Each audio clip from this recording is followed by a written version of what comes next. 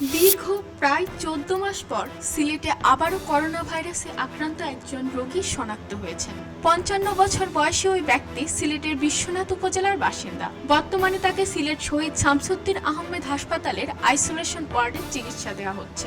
সিলেট শহীদ শামসুদ্দিন আহমেদ হাসপাতালের আবাসিক মেডিকেল কর্মকর্তা ডাক্তার মিজানুর রহমান জানান, হৃদরোগের চিকিৎসার জন্য ওই ব্যক্তি সিলেট ন্যাশনাল হার্ট ফাউন্ডেশন হাসপাতালে ভর্তি ছিলেন।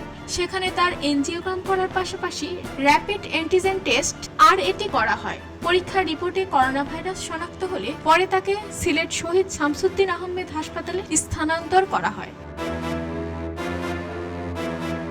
হাসপাতাল সূত্রে জানা যায়, এর আগে গত বছরের 15 জুন সিলেটের সর্বশেষ দুজনের শরীরে করোনা ভাইরাস শনাক্ত হয়েছিল। এরপর দীর্ঘ প্রায় 14 মাস নতুন কোনো করোনা ভাইরাসের রোগীর শনাক্ত করা হয়নি, এর খবরও পাওয়া যায়নি। এবার আবারও একজনের শরীরে ভাইরাসটির উপস্থিতি পাওয়া গেল।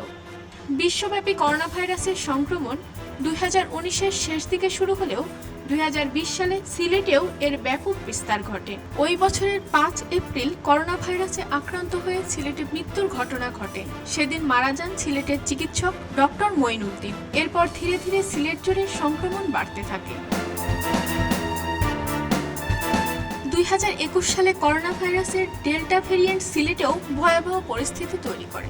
সংক্রমণ ও মৃত্যুর হার বেড়ে যাওয়ায় সে সময় জনজীবনে ব্যাপক প্রভাব পড়ে। তবে ওই বছরের শেষ দিকে ধীরে ধীরে সিলেটে করোনার প্রকোপ কমতে শুরু করে। সিলেট বিভাগে করোনা ভাইরাসের মোট মৃত্যুর সংখ্যা 1200 ছাড়িয়েছে। বিভাগের 4 জেলার মধ্যে মৃত্যুর সিংহভাগই সিলেট জেলার রেকর্ড হয়েছে।